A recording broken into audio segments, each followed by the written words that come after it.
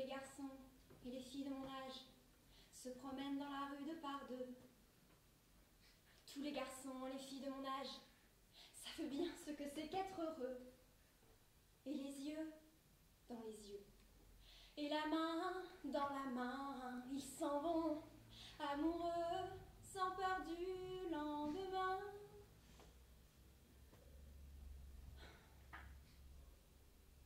Tous les garçons et les filles de mon âge se promènent dans la rue de par deux. Tous les garçons et les filles de mon âge savent bien ce que c'est qu'être heureux. Et les yeux dans les yeux, et la main dans la main, ils s'en vont, amoureux, sans peur du lendemain. Oui, mais moi, je vais seule dans les rues, l'âme en peine. Oui, mais moi, je vais seule, car personne ne m'aime.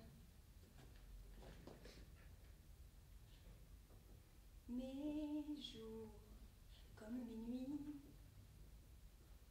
sont en tout point pareils, sans joie et plein d'ennui. Au quand donc pour moi brillera le soleil? Comme les garçons, les filles de mon âge, connaîtrai-je bientôt ce qu'est l'amour?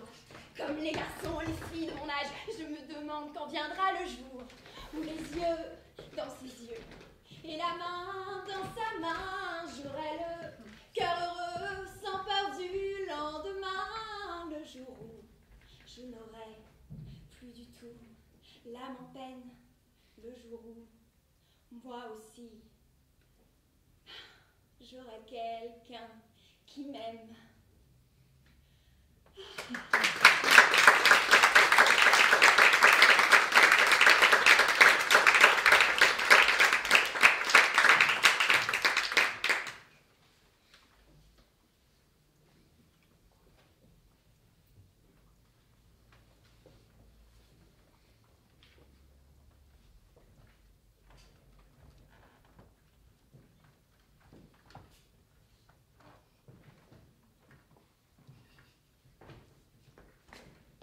Ça m'est égal, je ne mange pas de petits pois.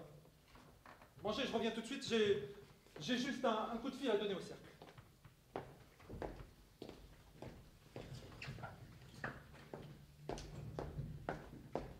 Jacques, veux-tu bien venir une seconde, s'il te plaît? J'ai un conseil à te demander. Voilà, qu'est-ce qu'il y a? Il y a, mon ami, que je n'en peux plus. Tu n'en peux plus? Oui. De chaleur? Non. De quoi n'en peux-tu plus? De ta façon de regarder ma femme. Oui, alors déjà, avant le dîner, ça m'avait plu.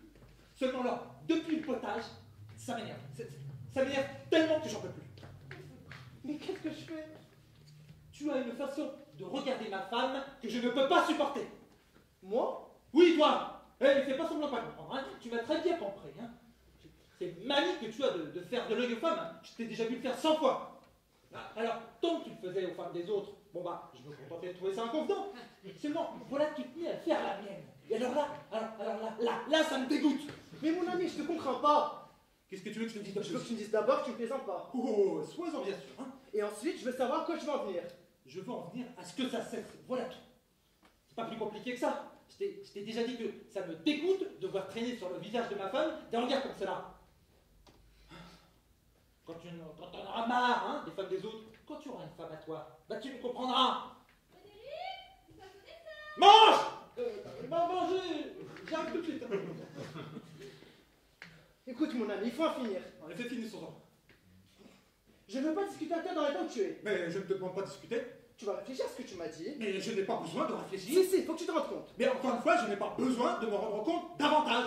Je me suis rendu compte tout à l'heure que tu avais une tenue parfaitement indécente et qu'il me serait impossible de la supporter 5 minutes de plus. Tu as donc l'intention ce soir de rompre toute relation avec moi? Exactement. Ah bon? Parfait. En tout cas, entre nous, il me semble que tu aurais pu attendre. Sinon, l'heure de mon départ, du moins la fin de ton repas, pour m'aviser d'une décision aussi, disons le mot. Mais mon ami, il ne s'agit pas de savoir ce que j'aurais pu faire. Il s'agit de comprendre et d'admettre qu'il ne m'a pas été possible d'agir autrement. J'ai essayé d'attendre. Je n'ai pas pu. Tant pis. Ça ne m'est jamais arrivé. Oui, bah, j'espère que ça te servira de leçon et que ça t'arrivera plus. Hein. 10 ans d'amitié? J'allais te dire. Il te plaît de m'accuser? Non, le il me plaît est admirable. Hein. Enfin, quelle mœurs. Qu'est-ce que tu dis? Ah oui, je le dis, quelle mœurs. Quelle étrange façon de recevoir. Nous n'avons plus rien à nous dire. En effet, nous allons donc rentrer, n'est-ce pas, comme si de rien n'était. Où ça? Dans la salle à manger. Pourquoi faire? Pour que tu recommences? Ah non, hein? Comment non? Tu ne penses cependant pas que si, que je vais m'en aller? Ah mais oui! Ah mais non! Oh mais si! Oh mais pardon! Oh mais il n'y a pas de quoi? Oh mais c'est que je n'entends pas du tout de cette façon-là! Mais c'est pourtant de cette façon que tu dois l'entendre. Et je t'en prie instamment de bien vouloir t'en aller. Frédéric, je te préviens qu'on ne m'a jamais mis la porte de nulle part. Et que je ne suis pas homme à supporter la chose. J'ai conservé jusqu'ici mon sang-froid. Parce que nous étions seuls tous les deux. Mais je veux pas que tu puisses retourner dans ta salle à manger en disant « Je vais planquer ce monsieur à la porte ». Non, ça je ne veux pas.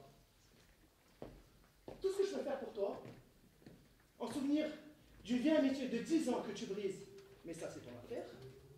Oui, tout ce que je peux accepter, contre ta parole que cet incident restera secret entre nous, c'est d'achever le repas commencé, de prendre une tasse de café et de me retirer 10 minutes plus tard sous un prétexte quelconque. Voilà. Tout ça est très joli, mais tu ne rentreras pas dans la salle à manger. Et tu vas t'en aller tout de suite. Frédéric, fais bien attention, car je ne peux pas supporter un affront pareil. Vis-à-vis de ta femme, vis-à-vis des invités, et vis-à-vis de toi-même. Je ne peux pas. Et cependant, pour la dernière fois, je te prie de te retirer. Tu t'obstines. Oui. Si tu t'obstines, je vais être obligé de donner moi une claque. Eh bien, mais je m'obstine. Attention. Tu le feras pas. Je vais le faire. Non, je crois pas. Je vais le faire. Oh oui, oh, je sais bien que c'est très tentant. Dis-moi Hein. m'en aller. Je te l'ai déjà dit. Répète-le. Pourquoi faire? Pour Pour te fournir un prétexte à la gifle promise, hein? C'est ça? Faut que je te force, hein? Tu vas un peu loin, hein? Ne t'imagine pas que j'ai une envie folle d'être giflé. C'est pas ça du tout. Je t'ai dit ce que j'avais à te dire, c'est fini. Tu veux que je m'en aille? Tu le veux. C'est ton dernier mot. Tu me chasses. Tu me renvoies comme un voyou. Tu me mets à la porte de chez toi.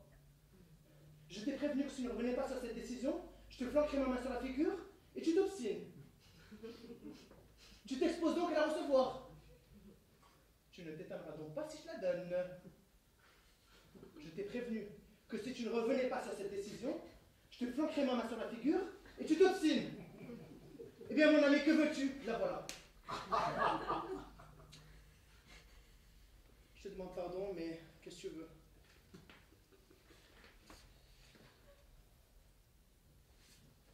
Oh, c'est joli, les...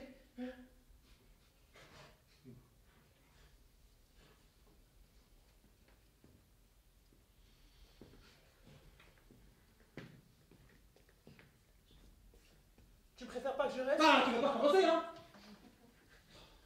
Bon. Adieu. 1, 2, 3.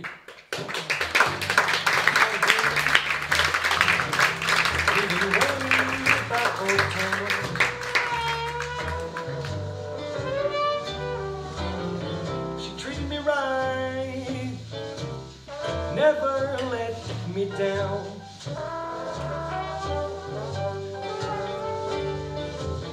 But I wasn't satisfied. I had to run around.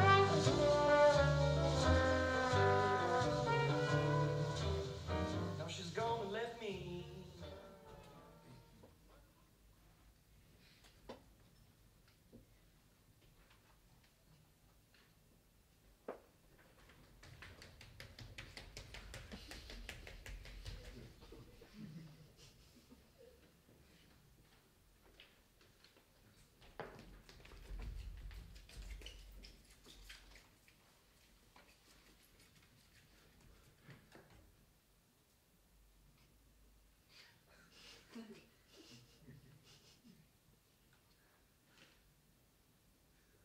Un mot égaré.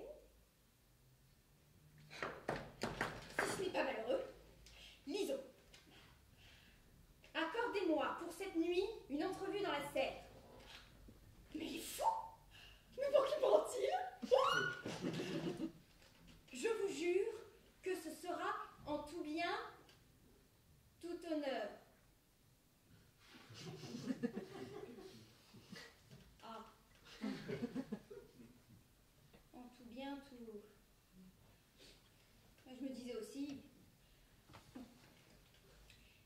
réfléchissez, je suis un galant homme.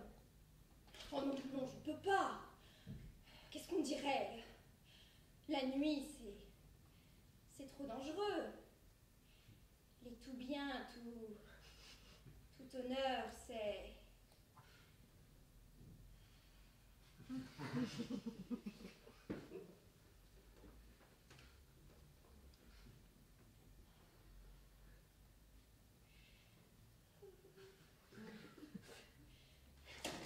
Oui, mais d'un autre côté, si je n'y vais pas, ben je lui fais une avalie, puisqu'il me dit « je suis un galant homme ». J'aurais l'air d'en douter. Tandis qu'en y allant, il se trouve engagé, et ce sera plus poli de ma part. Et puis, ça ne sera peut-être pas ennuyeux. Si vous consentez, dites à votre mari d'agiter son mouchoir quand il me verra, en chantant à votre choix Colimaçon borgne ou coucou à le voilà.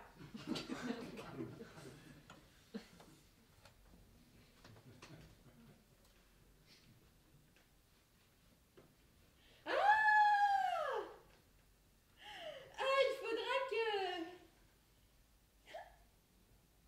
C'est lui qui donnera le signal. Oh, je ne peux pas.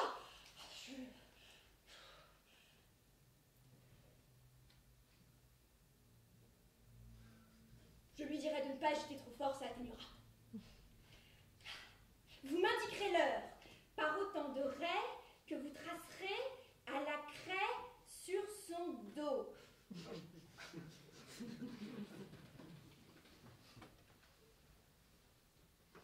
Oh non! Non, non, ça, j'oserais jamais. Rayer mon mari,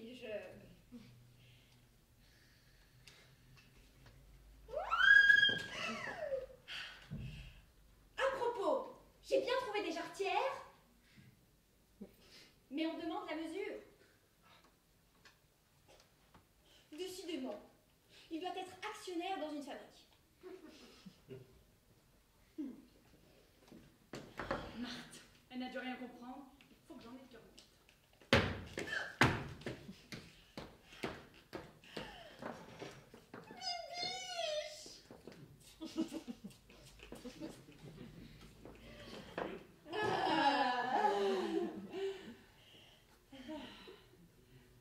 Oh, comme vous tenez de la place. Oui, voilà, c'est bien.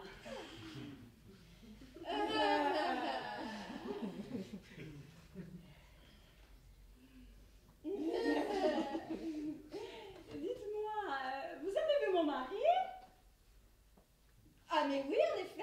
Il a dû vous remettre un billet. Hein? Et comment savez-vous? Je le sais parce que je l'ai eu entre mes mains.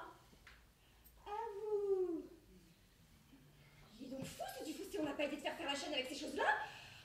Oh, mais vous savez, ce billet, je ne l'ai pas lu. À vous. Je respire. Pas du tout, j'espère. Moi, mais pour qui prenez-vous? Je ne lis pas les billets. Oh, mais c'est comme moi, j'ai des principes. Elle ne se doute de rien, je suis sauvée. Elle n'a rien vu, je suis tranquille. Mais dites-moi, ce billet... Ah bah je vais déchirer, que voulez-vous que j'en fisse? Ah, vous auriez pu me le remettre. Tiens, voyez-vous ça? Mais j'ai trouvé ça plus digne de le déchirer. De toute façon, je m'en moque, je l'ai lu. Mais dites donc, c'était sans doute quelques déclarations d'un amour timide. Ce billet? Oh non. Oh, si. Oh mais non. Oh, mais si. Oh mais non. Mais non.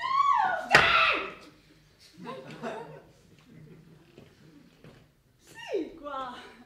On n'est pas responsable des sentiments qu'on inspire. Oh oui, mais vous vous illusionnez.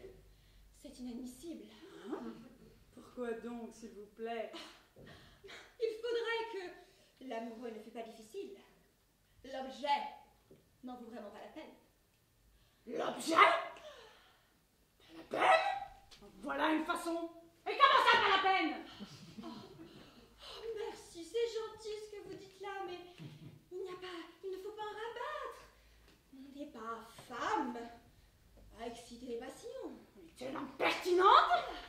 Sachez qu'on est aussi bien en état d'exciter des passions que certaines personnes. Ce serait de la fatuité de le penser. Tout le monde ne dit pas comme vous. Je suis la colonne Vendôme, vous pouvez parler. La colonne Vendôme n'a rien à faire là-dedans. Mais je vous demande pardon. Moi au moins je n'avance rien sans pièce à l'appui. C'est bien facile de parler. Ce qu'il faut c'est prouver. Or, tout le monde n'en sortirait pas de sa poche. Des colonnes Vendôme. Mais qu'est-ce qu'elle raconte? En tout cas ma chère, je trouve ce que vous avez dit très déplacé. Et je ne me gêne pas pour vous le dire. Oh, quelle bonne amie. Elle me défend même contre moi-même. Alors, voyons, mettons que je n'ai rien dit. Permettez, vous avez dit objet. Eh bien, je le retire, là. Tout ça n'est pas sérieux. Ouais. C'est pas sérieux. Eh ben tant mieux. Parce que ça me faisait de la peine. Quel cœur. Et vous ne direz plus qu'on n'est pas femme à exciter des passions. Non, là, ça se dit. C'est pour ne pas avoir l'air de se faire de compliments. Mais qu'est-ce que ça fait entre nous? Eh bien, je dirais, si vous voulez, qu'on est la plus belle, la plus charmante, la plus esquive de toutes les femmes. Oh, vous allez d'un extrême à l'autre. Passable seulement. Comment passable? On n'a pas des attraits. Mais enfin, on peut très bien comprendre qu'un homme pas trop vieux, ou bien alors très jeune, n'ayant pas trop l'embarras du choix. Mais elle me bêche à présent? Enfin, on a déjà vu des choses comme ça. Voyez plutôt la colonne Vendôme. La colonne. Quand bien même ce serait la pastille. Mais elle m'ennuie à la fin. Qu'avez-vous? Je trouve vos propos de mauvais goût. Vous êtes trop indulgente pour moi. On ne parle pas ainsi des gens. Quand ils vous touchent d'aussi près. Et puis, si je suis allée trop loin, je le retire. Le fait est que j'étais trop sévère, mais je n'en pense pas un mot. Ah, la bonne heure. Quelle excellente amie!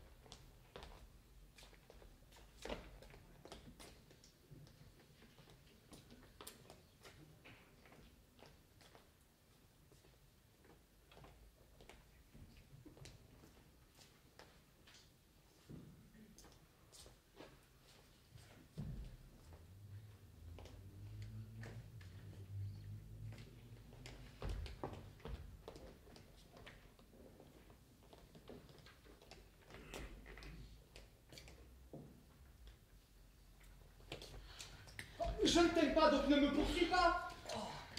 Où est Lisandre? Et la belle Hermia? Je veux tuer l'un comme l'autre me tue. Tu m'as dit qu'il s'était enfui dans le bois. M'y voici dans le bois. Aux abois de n'y pas rencontrer Hermia. Hors d'ici, va-t'en, cesse de me suivre. Mais c'est vous qui m'attirez. Vous, aimant au cœur durci. Mais c'est pas du fer que vous attirez. Car mon cœur est pur comme l'acier. Mais perdez la force d'attirer, je n'aurai pas la force de vous suivre. Est-ce que je vous entraîne? Est-ce que je vous encourage?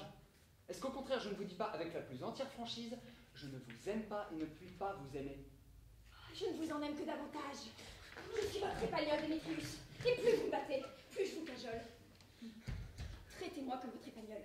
Repoussez-moi, frappez-moi, délaissez-moi, perdez-moi. Seulement, accordez-moi la permission de vous suivre, tout indigne que je suis.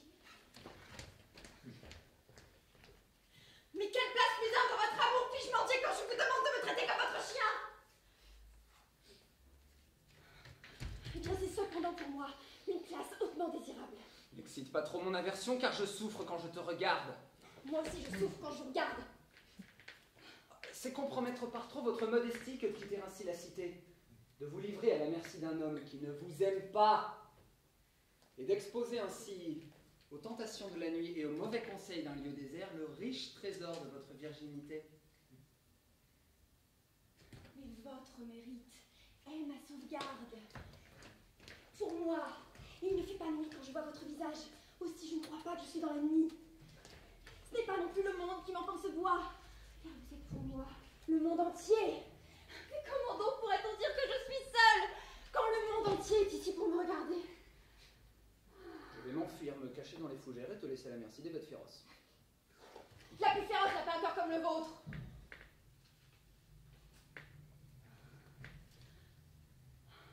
Courez, vous voudrez. Vous retournerez l'histoire. Apollon fuit. Et Daphné lui donne la chasse. La colombe poursuit le griffon. La douce biche s'élance pour attraper le tigre. Et l'an inutile, quand c'est l'audace qui fuit. Et la pusillanimité qui court après. Je ne veux pas écouter tes subtilités. Lâche-moi! Ou bien si tu me suis, sois sûr que je vais te faire outrage dans le bois. Mais hélas, dans le temple, dans la ville, dans les champs, partout vous me faites outrage. Si Démétrius, vos injures font la honte de mon sexe. En amour, nous ne pouvons pas attaquer comme les hommes. Nous sommes faites pour qu'on nous courtise, non pour courtiser.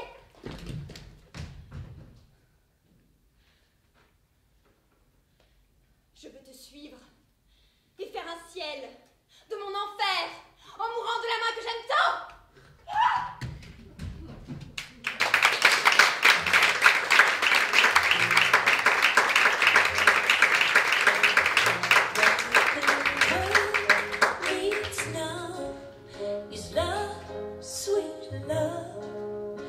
It's the only thing that there's just too little of. What the world needs now is love, sweet love. No, not just for some, but for everyone. Guy! Guy! Guy! Non, Guy. Guy, s'il te plaît. Maman, il faut que je rentre. Si. Mais tous ces mots, toutes ces phrases n'ont plus de sens. Non, je ne suis pas cruelle, Guy. J'essaie simplement de... Comment? De filer en douce? Oh, Guy, je t'en supplie, ne sois pas de mauvaise foi. Mon Dieu, pourquoi tout est si compliqué? Disons que je ne voudrais pas que nous gâchions le souvenir des moments heureux que nous avons vécus ensemble par une sortie ratée. Si nous continuons comme ça, j'ai peur que nous finissions par tout salir. Et c'est vrai, j'ai envie que nous nous quittions d'une façon qui soit digne de toi, de moi, de nous. Tu le mérites. Moi aussi. Comment? Je n'ai pas entendu! Mais si, je t'écoute, Guy. Seulement, tu ne t'en rends peut-être pas compte, mais tu souffles comme un bœuf. Ce n'est pas toujours simple de te suivre. Non, Guy, je ne t'en veux veux pas te souffler comme un bœuf. Je sais que tu es dans une situation épouvantable. Mais comprends que pour moi non plus, ce n'est pas facile de discuter de choses que tu ne veux pas comprendre sur ce balcon depuis 3 heures. Oui, je sais que nous n'en sommes pas au même point, Guy. Hein? Moi, je suis assise là, et toi, tu es accroché par la balustrade. Les pieds dans le vide. Pardon, si je l'ai dit. Les pieds dans le vide. Mais Guy, tu sais très bien que dans un couple, et à plus forte raison lorsqu'il est sur le point de se séparer, il est rare que les 2 partenaires soient au même niveau. Tu le sais, ça, Guy. Tu ne peux pas me reprocher une situation qui est commune au genre humain.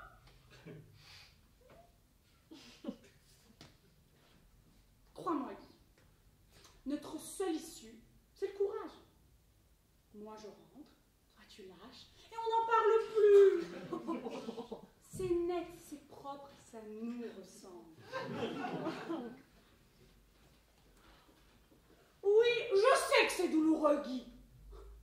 Mais ne vaut-il pas mieux, un grand coup, et puis après c'est fini, que de nous séparer en nous déchirant un petit feu.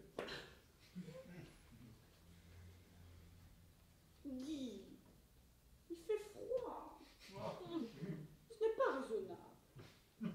On va finir par s'en remettre. Mais, soyons grands. Lâche. Quoi? Je n'ai qu'à rentrer? C'est ça que tu viens de dire? Je n'ai qu'à rentrer? Et toi, pendant ce temps, tu resteras là? Tu veux que je travaille, que je dors, que je mange, que je lise? Avec toujours cette idée dans ma tête? Il y a Guy qui est pendu à mon balcon? C'est ça que tu veux? Me foutre ma vie en l'air? Oh, pardon. C'est ta main? Ah, j'ai marché sur ta main. Ah non, Guy, je t'assure, alors là, c'est pas du tout mon style. Hein. Ah, je suis tout à fait contre ce genre de procédé. Hein. Oui, à force de parler, la nuit tombe, il fait noir. J'ai pas vu ta main. Voilà. Où es-tu? C'est la gauche? La gauche, c'est celle qui tient encore. Ah, c'est sur la droite que j'ai marché. Bon, je vais t'aider à la remettre au l'été. Si, j'insiste. Je veux pas que tu me prennes pour une sauvage. Allez, donne-la moi. Doucement. Attention. Empruntez, Guy! Oui, je sais que ce n'est pas facile. Tu balances beaucoup. Comment? Oui, bah ça, le vent, on ne peut trop rien dire. Hein. À n'importe quel 12e étage, il y en a. Allez, donne-la moi. Doucement. Voilà! Agrippe le bord du balcon! Oh, le tricheur! Pas le fer forger, juste le ciment, à la même place que tout à l'heure.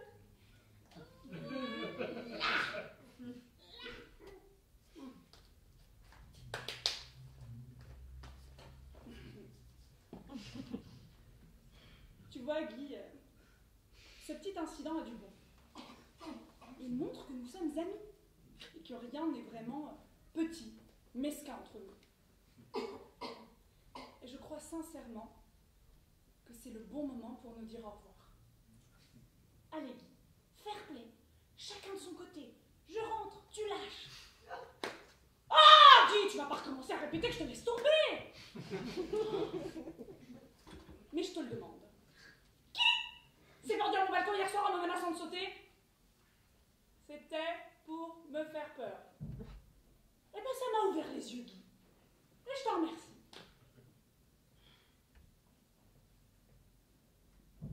Un cœur de pierre? C'est ça que tu viens de dire, Guy? Un cœur de pierre? Comment peux-tu dire ça? La douleur t'égare. Si j'avais un cœur de pierre, est-ce que tu crois qu'il y a très exactement 3 ans, quand tu es arrivé sur ce balcon sans rien, avec un pantalon et une chemise à peine propre, tu m'aurais ému? Est-ce que tu crois qu'avec un cœur de pierre, j'aurais succombé à ton petit visage fatigué d'être resté pendu 2 jours et 2 nuits au balcon de la fille du dessus? Ah, la petite garce du 13e qui t'a balancé du jour au lendemain au moment où tu voulais l'épouser? Non, pas un cœur de pierre. J'ai un cœur tout court. Un cœur qui ne t'aime plus. Je ne t'aime plus, Guy. C'est tout. Voilà. Guy? Guy? Guy, tu as lâché? Oh, ça fait quand même tout drôle.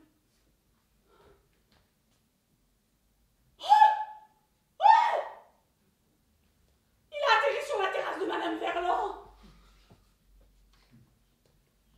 Et la voilà qui arrive, avec son valet de chambre. Elle lui offre du champagne. Elle l'emmène chez elle.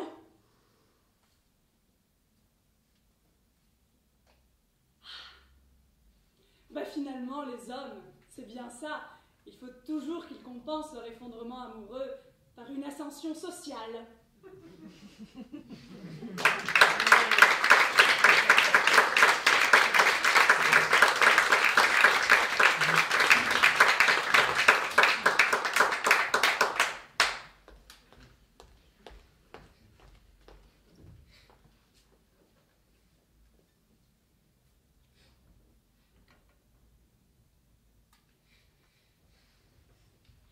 J'ai la mémoire qui flanche, je me souviens plus très bien. Comme il était très musicien, il jouait beaucoup des mains. Tout entre nous a commencé par un très long baiser. Sur la veine bleutée du poignet, un long baiser sans fin. J'ai la mémoire qui flanche, je me souviens plus très bien. De quelle couleur étaient ses yeux? Je crois pas qu'ils étaient bleus. Était-il vert? Était-il gris? Était-il vert de gris? Ou changeait-il tout le temps de couleur pour un non, pour un oui? J'ai la mémoire qui flanche, je me souviens plus très bien. Quel pouvait être son prénom et quel était son nom? Il s'appelait... Ah, je l'appelais... Comment l'appelait-on? Pourtant c'est fou ce que j'aimais l'appeler par son nom. J'ai la mémoire qui flanche, je me souviens plus très bien. Voilà qu'après toutes ces nuits blanches, il ne reste plus rien, rien. Rien qu'un petit air qui sifflotait chaque jour en se rasant. J'ai la mémoire qui flanche, je me souviens plus très bien. Habitait-il ce vieil hôtel bourré de musiciens? Pendant qu'on faisait la fête, tous ces saxos, ces clarinettes qui me tournaient la tête. J'ai la mémoire qui flanche, je me souviens plus très bien.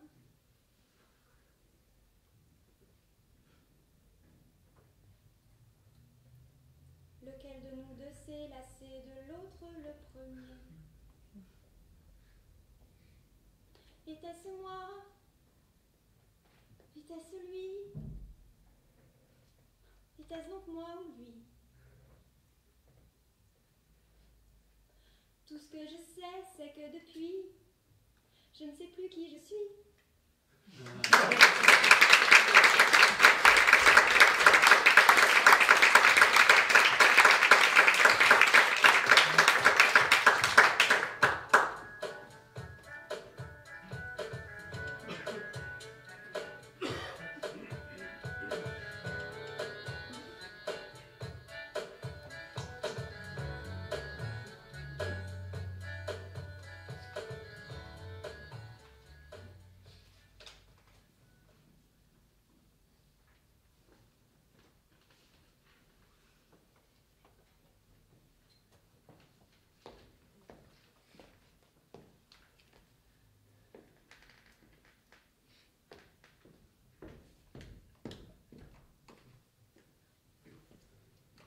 Vous ne m'attendiez pas, madame, et je vois bien que mon abord ici trouble votre entretien.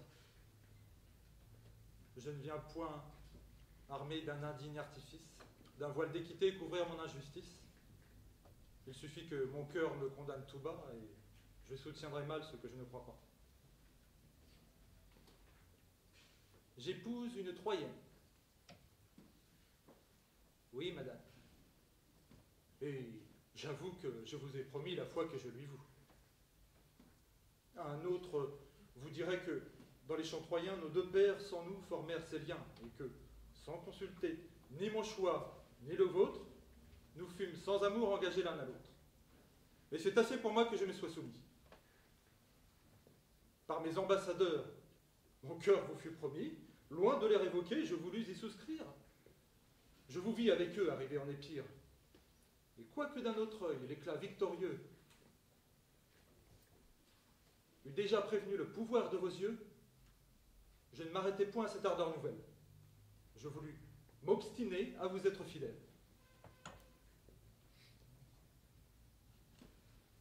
Je vous reçus en reine, et jusqu'à ce jour, j'ai cru que mes serments me tiendraient lieu d'amour. Mais cet amour l'emporte, et par un coup funeste, Andromaque m'arrache un cœur qu'elle déteste. L'un par l'autre entraînés, nous courons à l'autel, nous jurer malgré nous un amour immortel.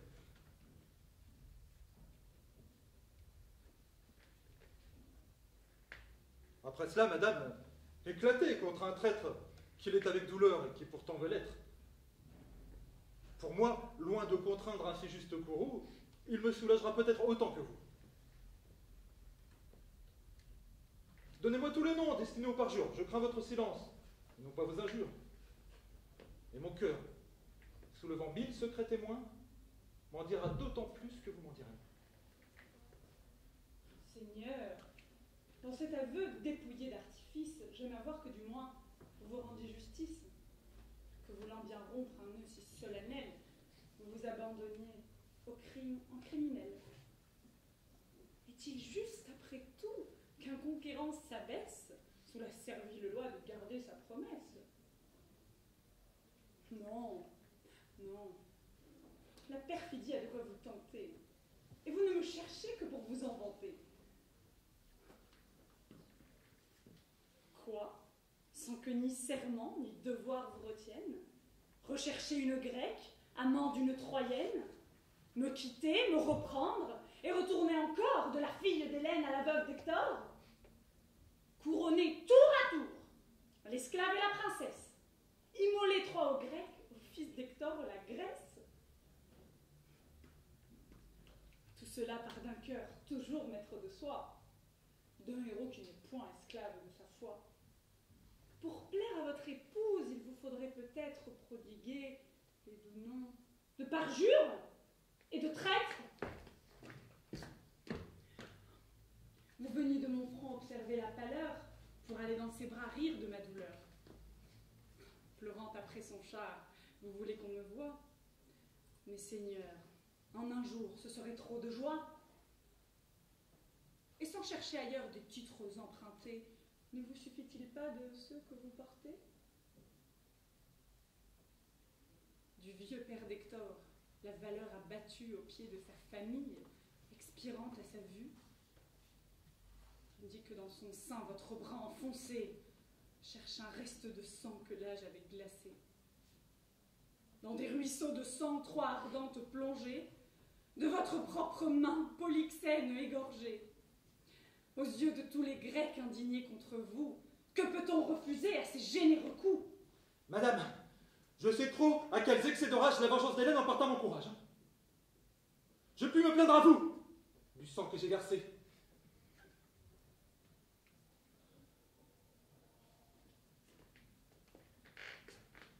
Mais enfin, je consens d'oublier le passé.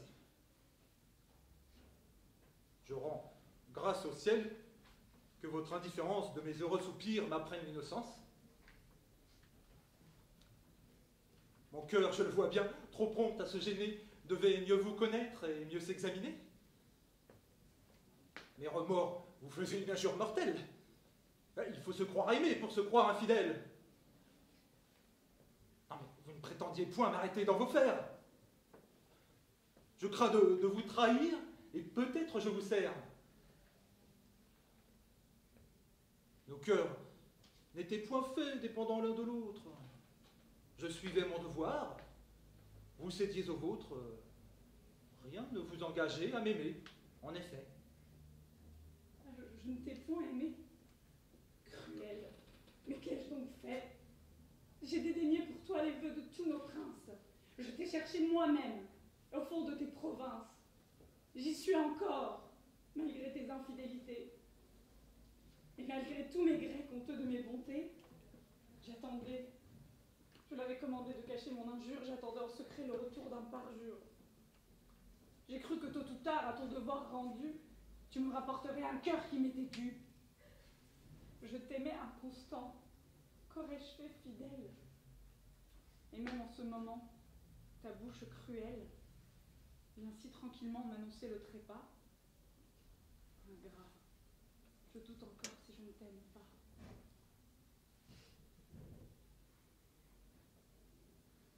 Seigneur, si le ciel, si les dieux en colère réservent à d'autres yeux la gloire de vous plaire, achevez votre hymen. J'y consens. Mais du moins, ne forcez pas mes yeux d'en être le témoin. Différez-le d'un jour, et demain vous serez maître. Vous ne répondez point? Perfide, je le vois. Tu comptes les moments que tu perds avec moi. Ton cœur impatient de retrouver ta Troyenne ne souffre qu'à regret qu'un autre t'entretienne. Tu lui parles du cœur, tu la cherches des yeux. Je ne te retiens plus. Sauve-toi de ces lieux! Va lui jurer la foi que tu m'avais jurée! Va profaner des dieux la majesté sacrée! Ces dieux, ces justes dieux n'auront pas oublié que ces mêmes serments avec moi t'ont lié. Porte oublier les hôtels, ce cœur qui m'abandonne! Va, cours! Mais crains encore d'y trouver Hermione.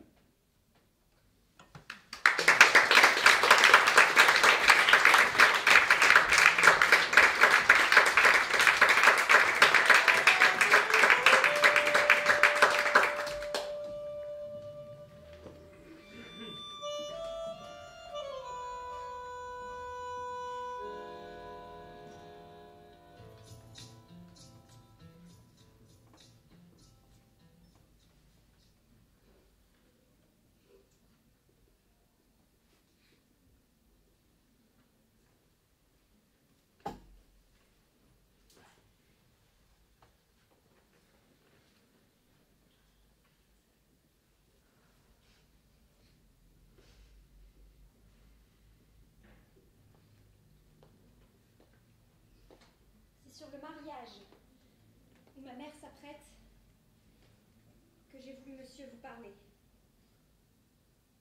Tête à tête.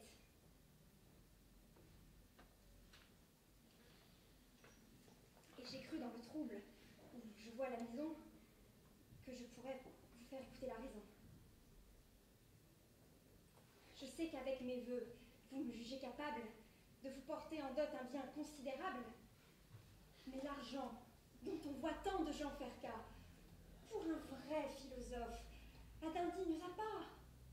Et le mépris du bien et des grandeurs frivoles ne doit point éclater dans vos seules paroles.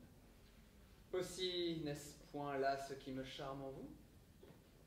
Et vos brillants attraits, vos yeux perçants et doux, votre grâce et votre air, sont les biens, les richesses qui vous ont attiré mes vœux et mes tendresses? C'est de ces seuls trésors que je suis amoureux.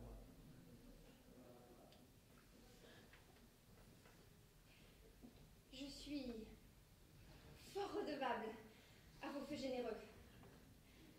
Cet obligeant amour a de quoi me confondre. Mais j'ai regret, monsieur, de n'y pouvoir répondre. Je vous estime autant qu'on saurait estimer. Mais je trouve un obstacle à pouvoir aimer. Un cœur, vous le savez, à deux ne saurait être. Et je sens que du mien, fille tendre, s'est fait naître. Je sais qu'il a bien moins de mérite que vous, que j'ai de méchants yeux pour le choix d'un époux, que par 100 beaux talents vous devriez me plaire. Je vois bien que j'ai tort. Mais je ne puis que faire. Et tout ce que sur moi peut le raisonnement, c'est de me vouloir mal d'un tel aveuglement. Le don de votre main, où l'on me fait prétendre, me livrera ce cœur que possède Clitandre. Et par 1000 doux soins, j'ai lieu de présumer que je pourrais trouver l'art de me faire aimer. Non!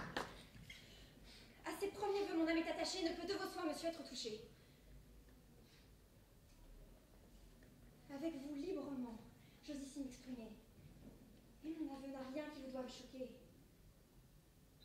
Cette amoureuse ardeur qui dans les cœurs s'excite n'est point, comme on le sait, un effet du mérite.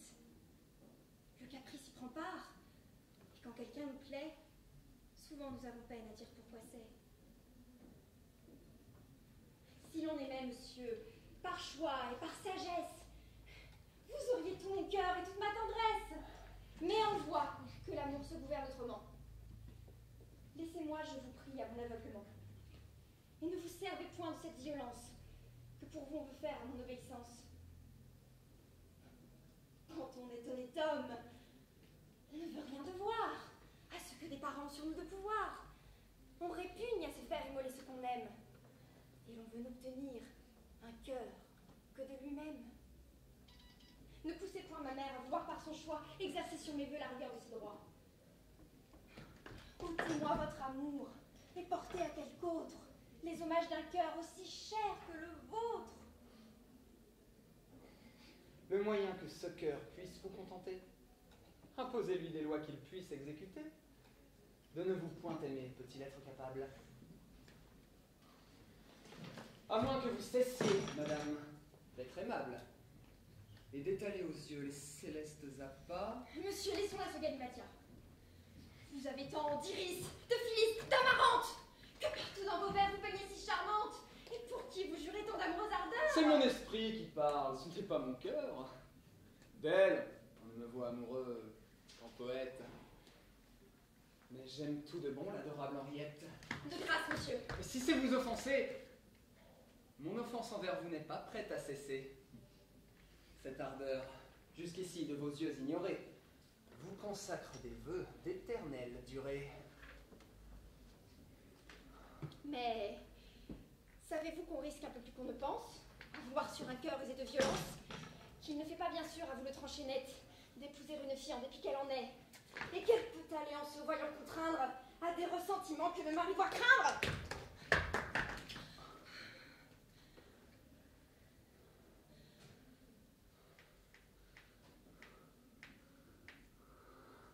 Un tel discours n'a rien dont je sois altéré. Le sage, à tous événements, est préparé.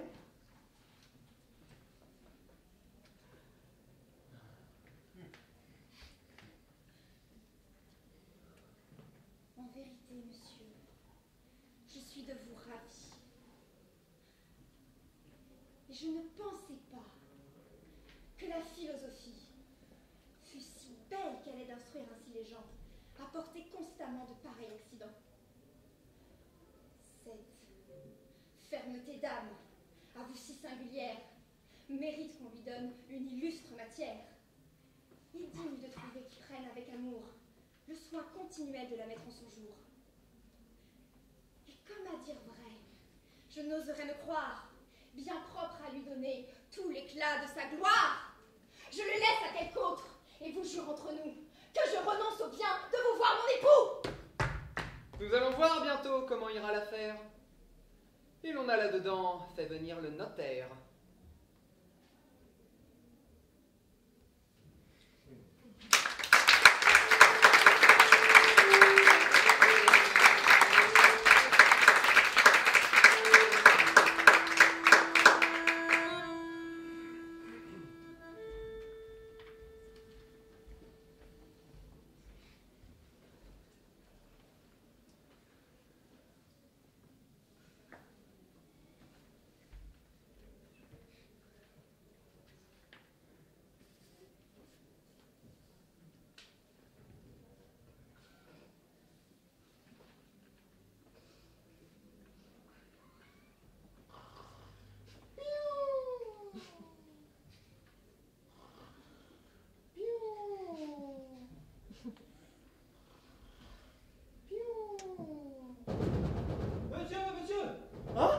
Il me semble qu'on a acheté ma sonnette. Ouvrez, ouvrez, ouvrez! Qui va là? Moi, un jeune homme pressé, je brûle, Ah, mon Dieu! Est-ce que le feu sera à la maison? Dépêchez-vous, non! Que diable! Donnez-moi tant de passer un pantalon. Ces pompées sont d'une impatience. Je vous attends! Un instant donc. C'est pour t'empêcher de vous endormir! Voilà, pompier, voilà. Mais si c'est pour faire la chaîne, je suis armé. Un inconnu? Sans casque? Mais monsieur, que voulez-vous? Monsieur, je voudrais causer avec vous! Causer? Ah ça? Quelle heure est-il? 2 heures du matin, mais ça ne fait rien! Je n'y tiens plus, je n'y tiens plus! 2 heures? J'ai peut-être eu tort d'ouvrir ma porte. Monsieur, je suis un jeune homme pressé. Dites-moi tout de suite si c'est vous. Moi quoi? Le père, oui ou non? Ah ça, si c'est pour jouer à ce jeu-là. Étiez-vous oui ou non ce soir au théâtre de Monsieur Dormeuil? Oui, en famille, mais je vois pas. Occupiez-vous, le numéro 13, second rang, première galerie, côté gauche. Dites-moi si vous étiez bien. Oh, extrêmement bien. Enfin, n'y avait-il pas près de vous une jeune fille avec des yeux, un nez, une bouche? En effet. Ma fille Cornélie, après? Ça suffit. Monsieur, je suis un jeune homme pressé. Ernest Dardar Lacassagne de Lignac. Très Bordeaux. Et j'ai l'honneur de vous demander la main de mademoiselle Cornélie, votre fille. Ah ça, monsieur, vous flanquez-vous de moi? Comment? Vous venez à 2 heures du matin me violer mon sanctuaire et me comptez vos poissonneries? Oh, mais il me semble qu'il y a une démarche. Oh, attendez, quoi? Monsieur, je vous préviens que ma table de nuit contient 2 objets. Chut, on ne nomme pas ces choses-là. Une paire de pistolets pour malfaiteur et un verre d'eau sucrée pour moi quand je tousse. En vérité, eh bien, moi je blâme cet imbroglio, hein. Des pistolets, de l'eau sucrée, on croirait pour un quiproquo la chose à dessein préparé. Non mais voyez un peu d'ici la erreur. Vous pourriez prendre l'un pour l'autre, sucrer la cervelle au voleur et verser un trou dans la vôtre. Ah ça, monsieur, vous faites de l'esprit. Moi j'ai envie de dormir. Recouchez-vous. Quand vous serez parti. Moi, parti sans l'avoir vu, sans avoir revu Cornélie. C'est ça, je vais la faire habiller pour vous. Moi, je C'est ne heureux. oh. Quelle vieille comme elle est. Ce n'est pas sa robe que j'aime, ce n'est pas sa robe que j'épouse. Mais monsieur! Ah mais, oh, vous ne me connaissez pas, hein. Je suis de Bordeaux, c'est la tête chaude. Qu'est-ce que ça me fait? Et à Bordeaux, quand on aime, quand on distingue une jeune fille au théâtre, on ne s'informe ni de son nom, ni de son rang, ni de son sexe. Mais monsieur! On la suit. Et si elle prend un fiacre, on galope. On traverse les ponts. On rejoint le sapin, on grimpe derrière. Mais monsieur! On reçoit un coup de fouet. Aïe, mais ça ne fait rien. On tombe. Mais monsieur! On se relève. On marche sur le père. Un bon qui dort. On lui dit, réveillez-vous. Habillez-vous. Mariez-nous. Est-ce que vous êtes tous comme ça à Bordeaux? Tous. Et bien à Paris, c'est différent. Quand on nous réveille, nous prenons un bâton bien rond que nous cassons sans façon sur le gascon. Tiens, nous jouons encore vivant. Terminons. Ah, mais bon. Vous désirez ma fille? Oui. Eh bien, vous ne la verrez pas. Très bien. Vous demandez à l'épouser? Oui. Eh bien, vous ne l'épouserez pas. Très bien. Mais là, petit ami, je vais vous mettre à la porte. Non. Savez-vous que je suis plus gros vous et par conséquent plus... Gras. Non, plus fort. En entrant, j'ai fermé la porte à double tour. Et j'ai glissé la clé dans ma poche. Tenez, la voici. Ah. Non, non. Eh bien? Pour rester, il ne tiendra qu'à moi de la lancer par la fenêtre. Oui, oui, oui. Mais je vous ferai prendre le même chemin. Non. Pourquoi? Parce que casser un gascon, ça coûte très cher. C'est un grand luxe. Ça se paye double. Il a raison. Tenez, je suis un bon diable. Je sors de bonne volonté.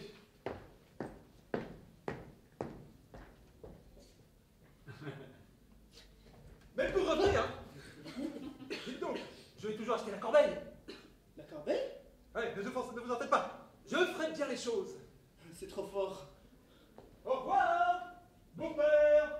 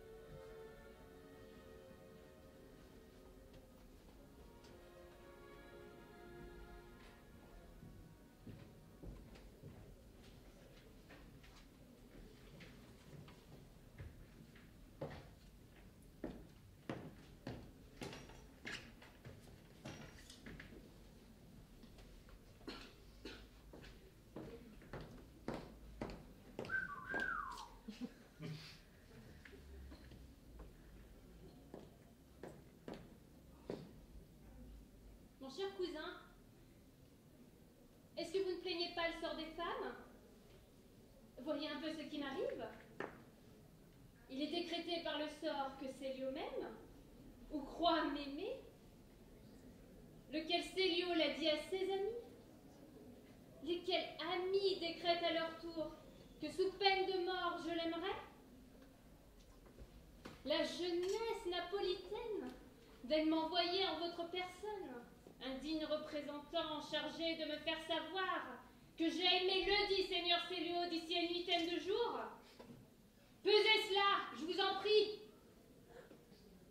N'est-ce pas une femme bien abjecte que celle qui obéit à point nommé, à l'heure convenue, à une pareille proposition? Ne va-t-on pas la déchirer à belles dents, la montrer au doigt, et faire de son nom le refrain d'une chanson à boire? Si elle refuse, au contraire, est-il un monstre qui lui soit comparable? Est-il une statue plus froide qu'elle? Et l'homme qui lui parle, qui ose arrêter en place publique son livre de messe à la main, n'a-t-il pas le droit de lui dire: vous êtes une rose du Bengale, sans épines et sans parfum? Cousine, ne vous fâchez pas.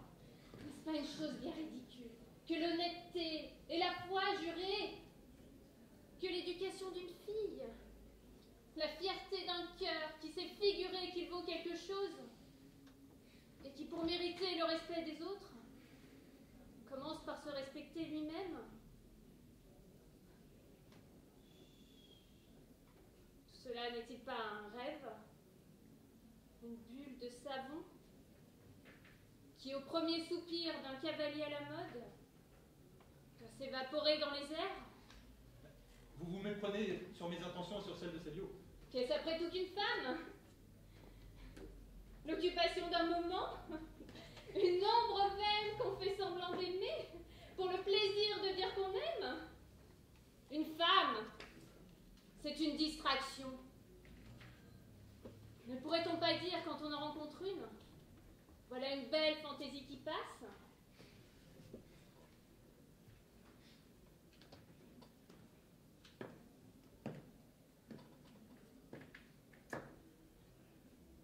Et ne serait-ce pas un grand écolier en de telles matières que celui qui baisserait les yeux devant elle, qui se dirait tout bas: voilà peut-être le bonheur d'une vie entière, et qui la laisserait passer?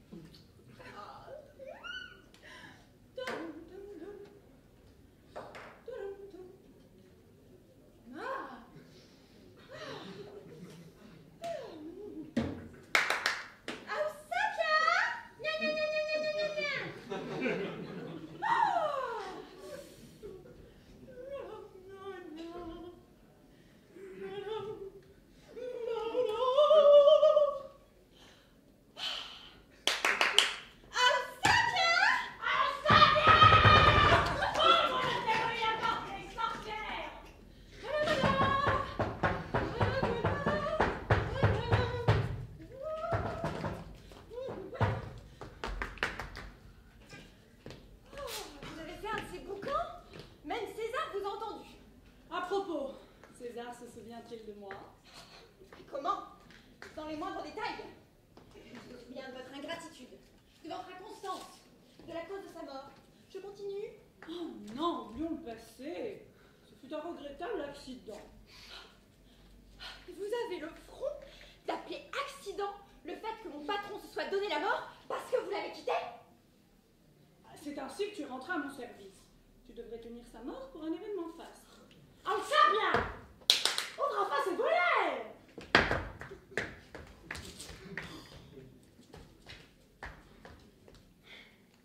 Bon, dites-moi un mot, un seul.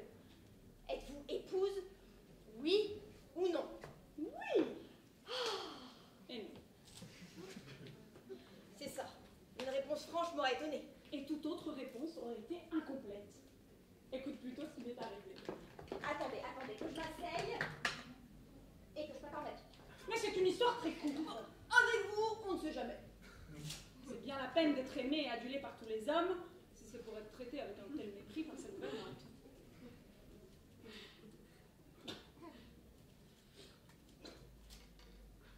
Il n'y a pas de grande femme pour sa gouvernante. Oh, c'est drôle ça. J'arrive donc chez Gonzague. Il était beau. Ah, comme il était beau! Tout pâle, avec ses yeux violets. Ils sont verdâtres. Oh, est-ce que tu peux être prosaïque? Disons, ses yeux pleins de désir. Ah, est-ce que tu peux être prosaïque? On appelle ça amour. De désir, je te dis! Bon, alors je saute sa mise élégante, le blanc camélia à sa boutonnière. Autrement, avec toutes tes interruptions, je n'arriverai jamais à la fin. Il me propose de me rafraîchir. Je vais dans la salle d'eau. Tu sais, celle qui a un énorme miroir. Et, faisant semblant d'avoir trop chaud, je déboutonne mon corsage, mine de rien. Je le vois apparaître derrière moi, et faisant semblant de ne pas m'en apercevoir, je caresse un peu mon sein, vérifie sa rondeur, me tourne de profil pour regarder ma taille. Et le bouquet, tout à coup, je prends un air surpris et farouché quand je feins de l'apercevoir dans la glace. Sans oublier le geste, savamment maladroit, dans lequel ma robe glisse et, comme par hasard, dénude ma poitrine. Il aurait fallu être de pierre pour résister à une telle vision, Gonzague n'étant pas de pierre. Je parie que ce malheureux vous a en plus fait des excuses. Oui, pour m'avoir outragé. Vous êtes un monstre. Pas du tout. Je lui ai parlé avec douceur et tendresse. Je lui ai dit des mots doux, les yeux dans les yeux, tout le grand jeu. Et comme je souhaitais partager la joie de ma victoire avec quelqu'un, je l'ai même accompagné jusqu'à l'église. Sans un mot sur votre changement d'avis. Oui, tu as deviné, j'étais coincée. Si j'avais dû m'expliquer, tout le monde aurait été contre moi. Comment vous en êtes-vous sorti? Tout naturellement, en disant la vérité. Tu sais bien que je dis toujours la vérité. Certains appellent vos vérités des arrêts de mort.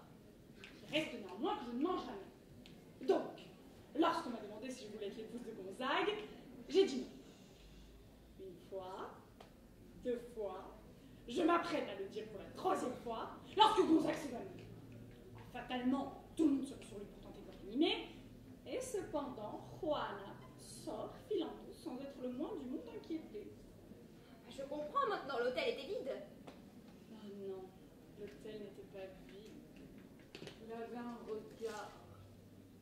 Oh, des yeux qu'on aurait dit. Oh, violet. Mais puisqu'il s'est évanoui, ses yeux n'étaient-ils point fermés? Oh, ceux de Gonzague, si, mais pas ceux de l'autre. Quel autre? Oh, mais là aux yeux violets. Ce jeune curé qui est. Ah, rien que d'en parler, j'ai le cœur qui bat la chanade. Ciel, un curé maintenant. Oh, ça vient! Le préjugé m'ennuie. Je ne veux pas de sang-froid ici. Il ne m'a même pas remarqué. Faudrait que moi, toute seule, faible femme, je me débrouille pour retrouver sa trace.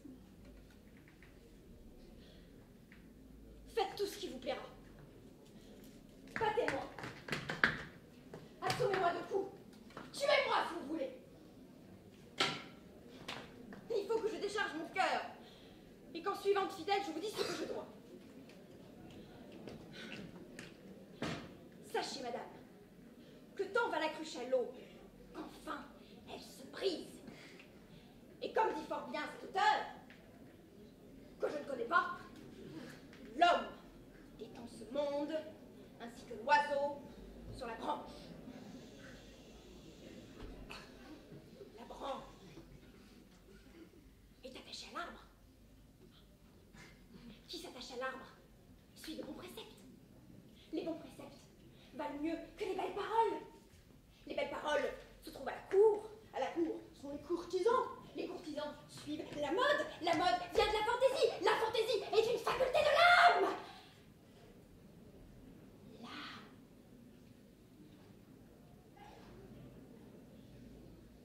Est-ce qui nous donne la vie? La vie finit par la mort. La mort nous fait penser au ciel. Le ciel est au-dessus de la terre. La terre n'est point la mer. La mer est sujette aux orages. Les orages tourmentent les vaisseaux. Les vaisseaux ont besoin d'un bon pilote. Un bon pilote a de la prudence. La prudence n'est point dans les jeunes gens. Les jeunes gens doivent obéissance aux vieux. Les vieux aiment les richesses font les riches. Les riches ne sont pas pauvres. Les pauvres ont de la nécessité. Qui a de la nécessité n'a point de loi. Et qui n'a point de loi vit en bête brute. Et par conséquent, vous serez damnés à tous les diables.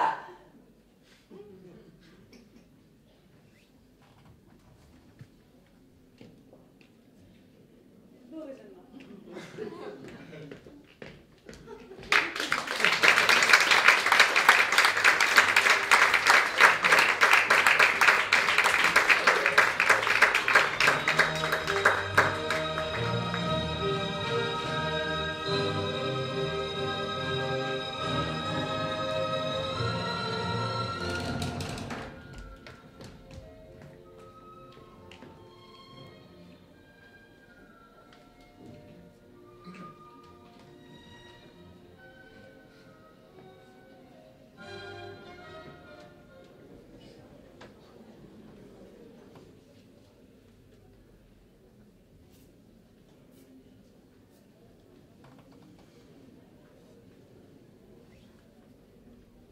Janine!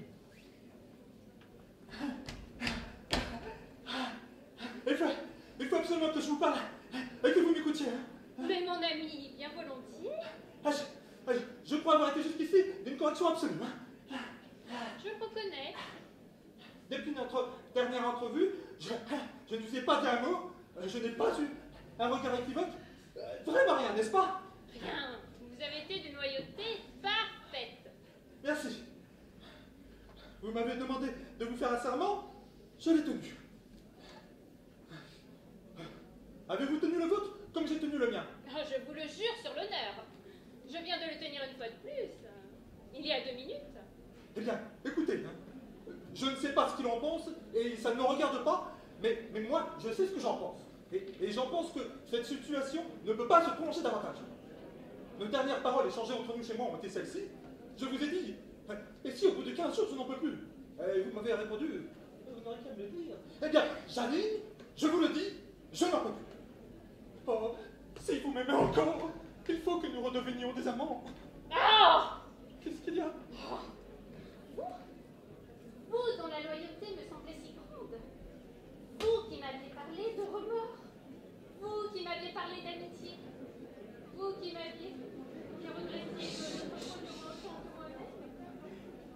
Vous qui sembliez être fier d'avoir reçu les confidences de mon mari. Vous qui vous flattiez d'avoir été embrassé par lui. Voilà que vous me demandez aujourd'hui de le trahir de nouveau. Vous me surprenez, mon ami. Vous m'avez remise dans le droit chemin. Vous m'avez montré quel était mon devoir. Et vous me proposez à présent. Ah! Ne comptez pas sur moi. Et ne fallait pas être si longtemps. Je ne le regrette pas, croyez-le bien. Et je suis profondément heureux d'avoir sur vous une telle influence. Vous m'aviez demandé de vous en reparler, je l'ai fait. Je vois que vous êtes redevenue la femme que vous devez être. Je vous en félicite. Et je ne vous en reparlerai plus jamais, je vous le jure bien.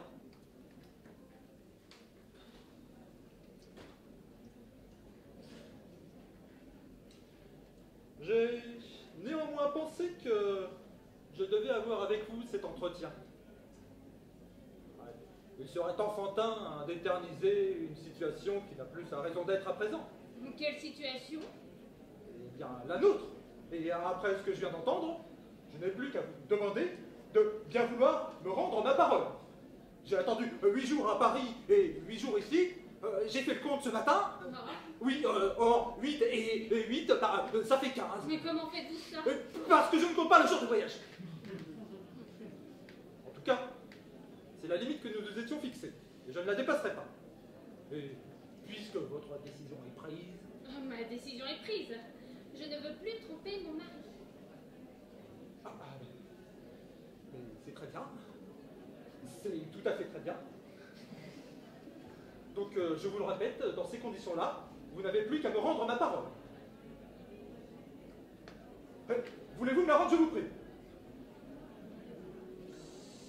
Non. Comment non? Non. Mais cependant, voyons. Non, soyez parjure. Mais je ne vous la rendrai pas. Oh, ça, écoutez, mais ce n'est pas juste. Je ne vous dis pas que ce soit juste. Mais c'est comme ça. Vous avez été la seule faute de ma vie.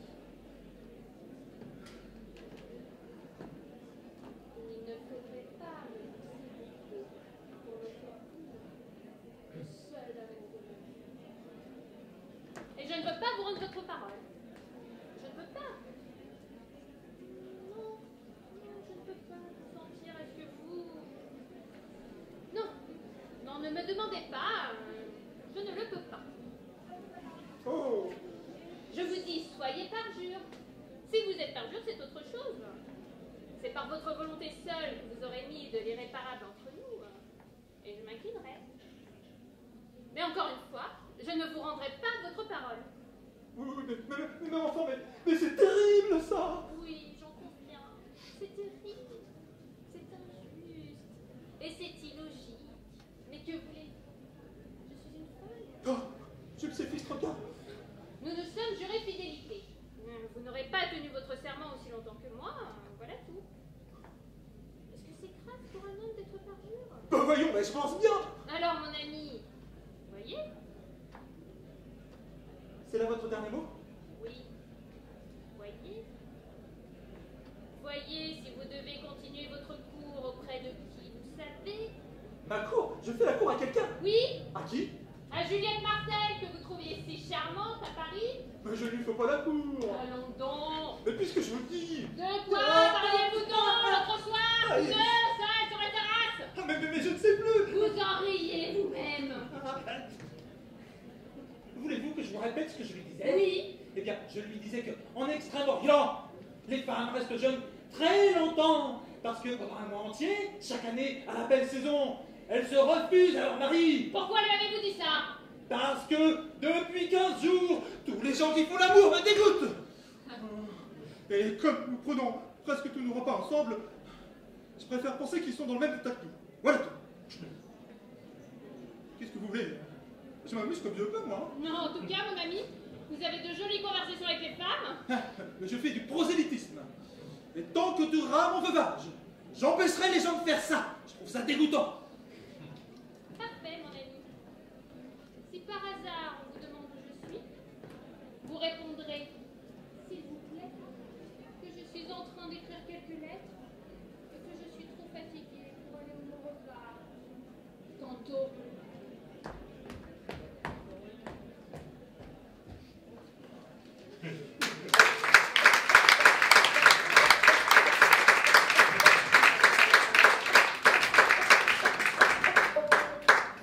I put the nickel in the telephone, dial my baby's number, just a busy line. Each time I try, I get a busy tone. That's my baby's number, just a busy line. Call his uncle in Jamaica, the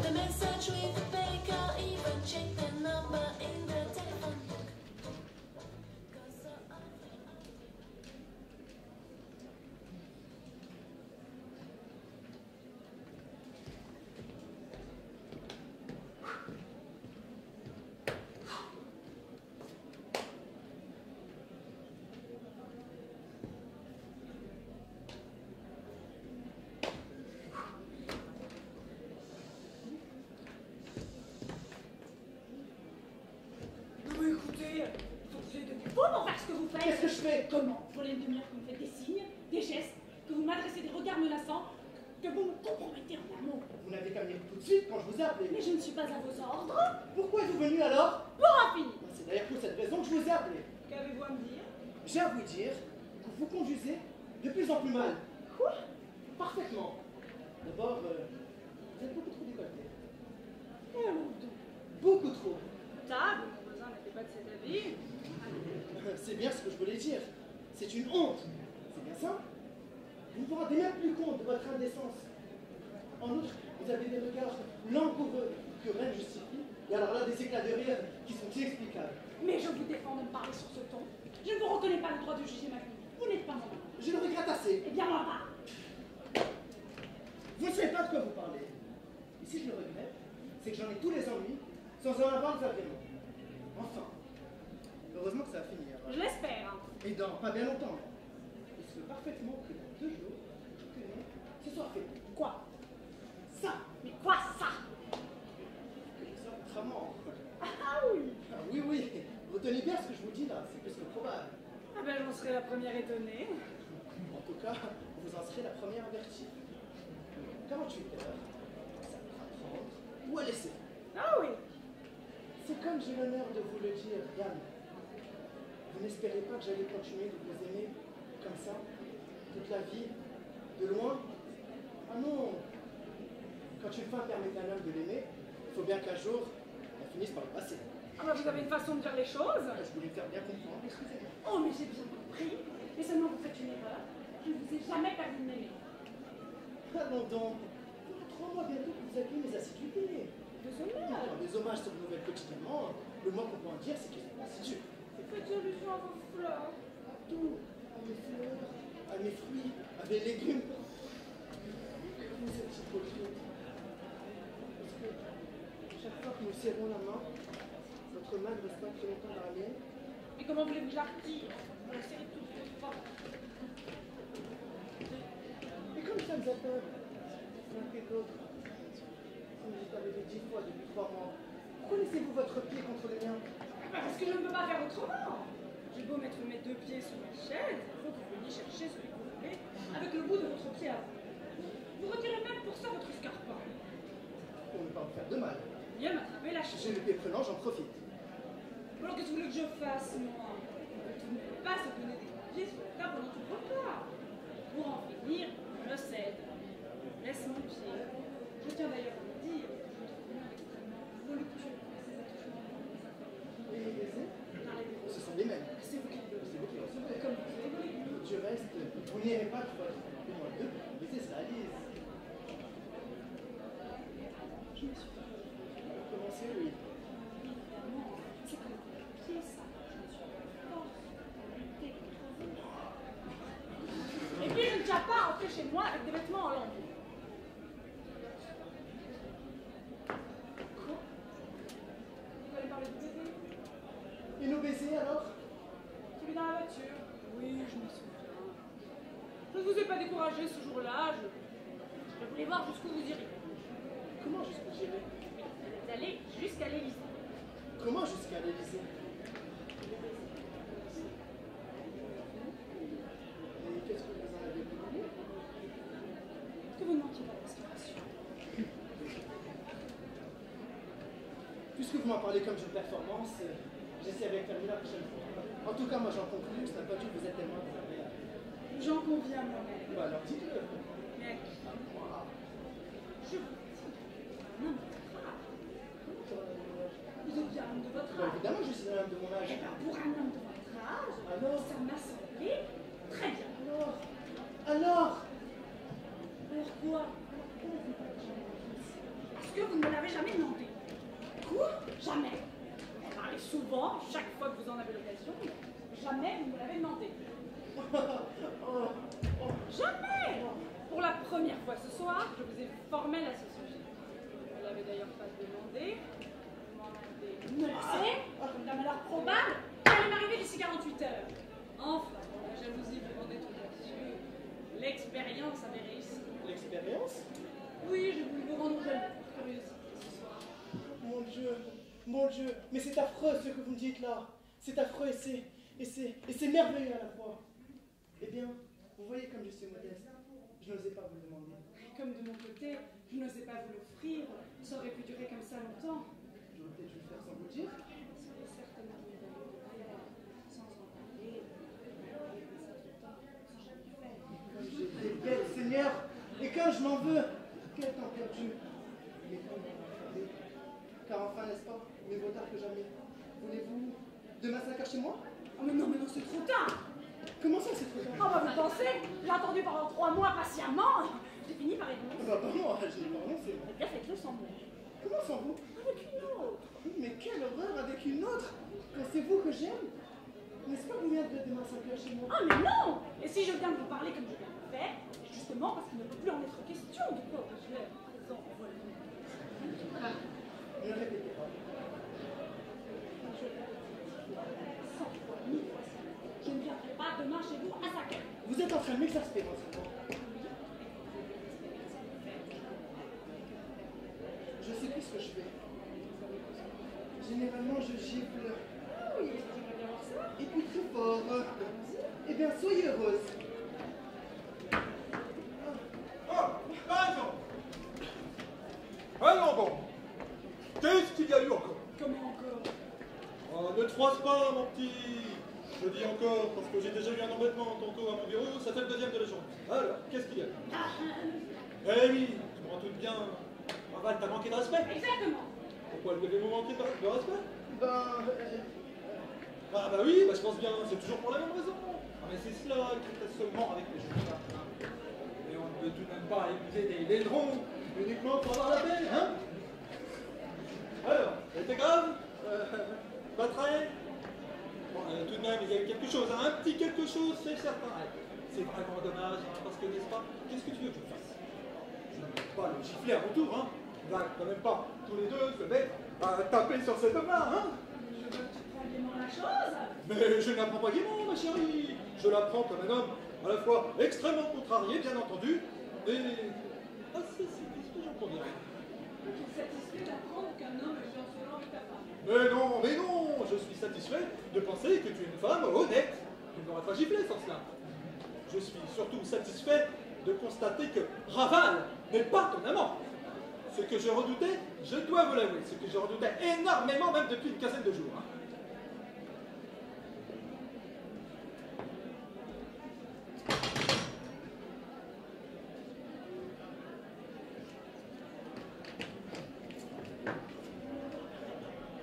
Ne vous demandez pas, tous les deux, pourquoi, depuis quelque temps, je ne vous demande plus jamais de jouer aux cartes avec moi?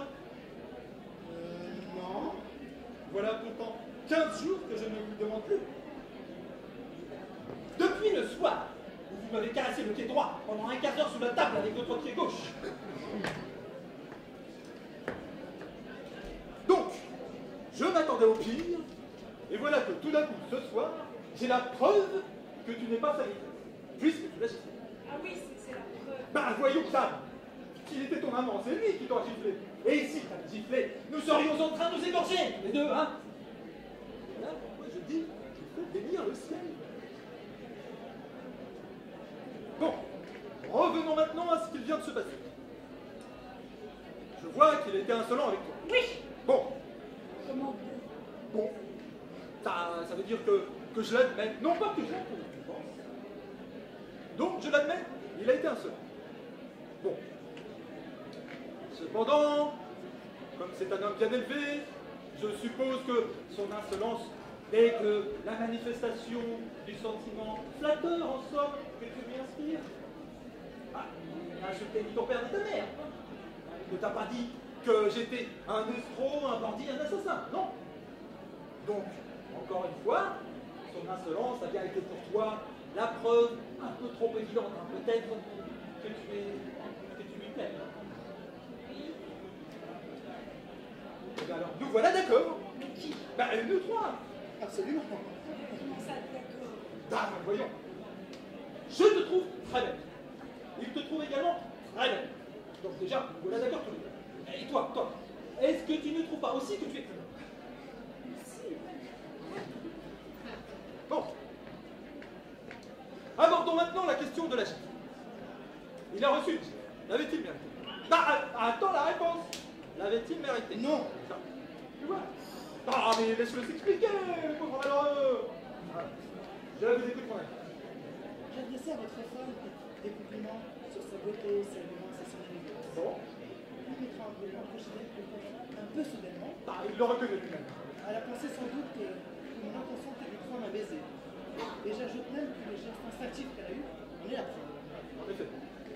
Ça a été comme un réflexe. Car enfin, permettez-moi de vous faire observer Ouais, je vous en prie. qu'un homme de mon âge ne s'expose pas à une pareille mésaventure. Surtout quand le mari est à 10 mètres de là. Ben voyons. D'ailleurs, on ne prend pas un baiser à une femme à moins d'être une brute, un goujat, ou bien à moins d'être un novice. C'est très juste.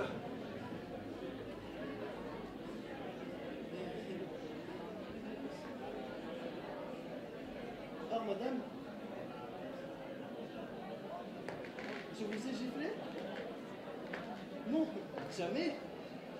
Chaperon. Pour toutes ces raisons, je vous demande de bien vouloir considérer que j'ai même la victime d'une injustice ou d'une erreur. Bravo! On ne pouvait pas plus clairement s'expliquer. Alors, cette façon de présenter la chose peut paraître contraire à la vérité. Non. Bon, on repart. Les compliments qu'il t'adressait, est-il conçu en termes outrageants? Non. Bon. Alors, maintenant que tu es calmé, as-tu l'impression que tu as pu te méprendre sur ses intentions lorsqu'il s'approchait de toi? Oui. Bon, mais alors, tu dois regretter d'avoir giflé. Bon, mais alors, ma petite, mais n'hésite pas, dis-le-lui. Quoi? Mais dis-lui que tu regrettes de l'avoir giflé. Non, mais non, mais là, tu m'en demandes trop. Cependant, voyons. Comment appelle un homme qui fait une déclaration d'amour de ce pas mon mari qui me demande de faire des excuses? Mais je n'ai pas dit des excuses, non, car il est bien évident qu'une femme ne peut pas faire des excuses. Ah non. D'ailleurs, ne prenez pas la peine de discuter la chose, car la réparation que vous proposez là serait hélas insuffisante. Comme ça.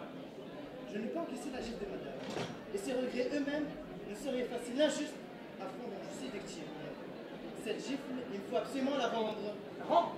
À l'un de vous. Non. Bon, voilà autre chose maintenant.